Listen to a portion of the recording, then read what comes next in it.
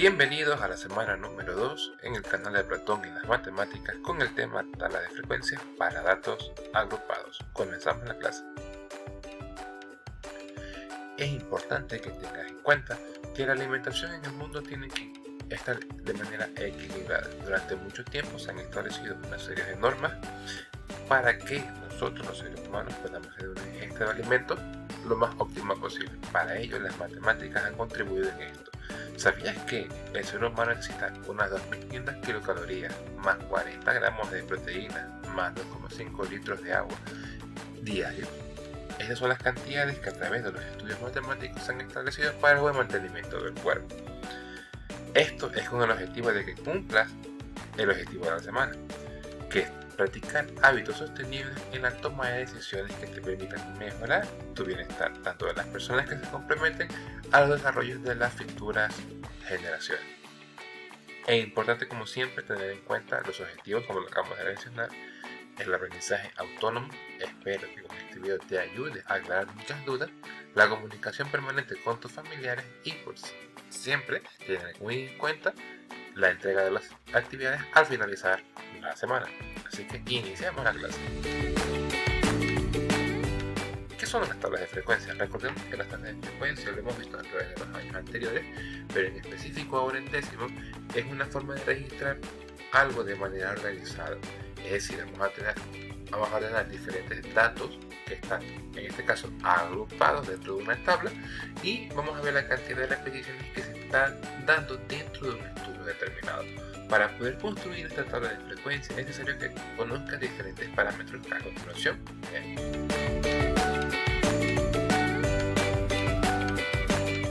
Es importante saber que la tabla de frecuencia para datos agrupados se utilizará con cantidades mayores a 20 datos, tal como lo tenemos establecidos en esta parte. Y para esto tenemos que tener en cuenta los siguientes valores: el total de elementos, los máximos, los valores mínimos, el rango, el intervalo, la amplitud y la construcción de esos intervalos y finalmente la marca de clase. Estos términos los vamos a ir desarrollando paso a paso. Tenemos aquí un ejemplo con diferentes datos. Están agrupados porque lo encontramos dentro de una tabla. Vamos a ir paso a paso. Para ello vamos a ver primero total de elementos. Si nos damos cuenta, en el título dice datos agrupados, distribución de frecuencia, edades de 50 personas. Nos está informando que se ha hecho el estudio para 50 personas, por lo tanto el número 50 será el total de elementos. Y recordemos que el total de elementos se representa con la letra N minúscula. Posteriormente los máximos. Entre todo el conjunto de números que tenemos dentro de esta tabla, tenemos que encontrar cuál es el número más grande, y si nos damos cuenta, el número más grande es el 73.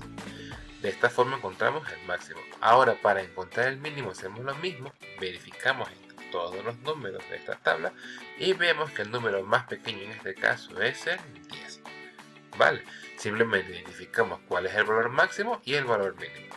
Para entrar ahora al tema del rango, tenemos que tener en cuenta que para poder calcularlo es necesario tener el valor máximo y sacar la diferencia con el valor mínimo. De esta forma, 73, que es el valor máximo, menos 10, que es el valor mínimo, hacemos una simple sustracción y encontramos un nuevo valor que es 63, y ese será aproximadamente el rango de edades entre las personas que podamos tener nosotros a la hora de una encuesta. Continuemos ahora con los intervalos. Los intervalos son conjuntos de números que van a estar comprendidos entre dos, es decir, un número mayor y un número menor. Y hay dos formas de calcular los intervalos. Siguiendo la forma directa, que es la fórmula de la raíz cuadrada del total de elementos, ¿vale? Y el resultado tenemos que tenerlo en cuenta para redondearlo a la unidad. Veamos el ejemplo. Raíz cuadrada de n, en este caso n es 50, nos da 7,07. Si aplicamos las leyes de redondeo que hemos aprendido en años anteriores, sabemos que si lo queremos redondear a la unidad, aún no supera en la mitad de las décimas, por lo tanto se queda como la unidad completa anterior, que es en este caso 7.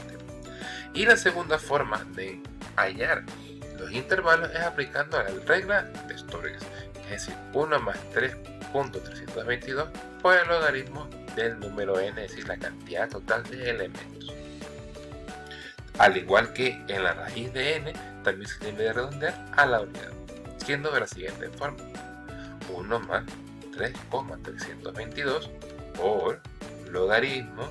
El logaritmo de n busquemos en la tabla y n hemos dicho que es 50, y esto es igual a 6,64. Si nos damos cuenta, ahora sí, en este resultado, el decimal supera a la mitad del...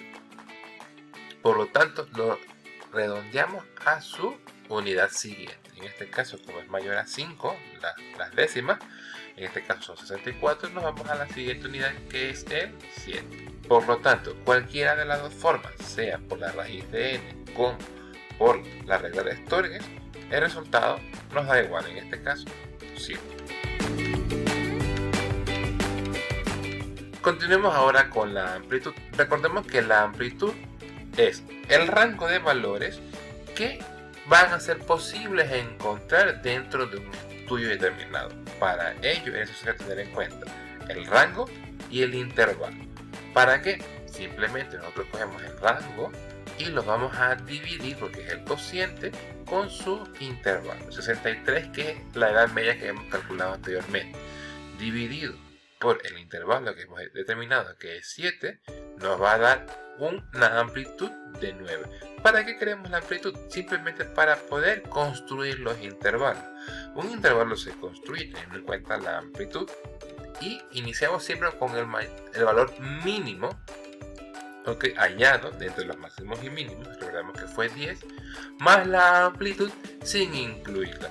Si te das cuenta, hemos puesto aquí un corchete y un paréntesis. Cuando incluimos el primer número, se vamos a poner un corchete, y cuando no lo vamos a incluir, pero lo tenemos en cuenta, ponemos al final un paréntesis, de la siguiente forma: el valor mínimo, recordemos que era 10, y el valor máximo era 73.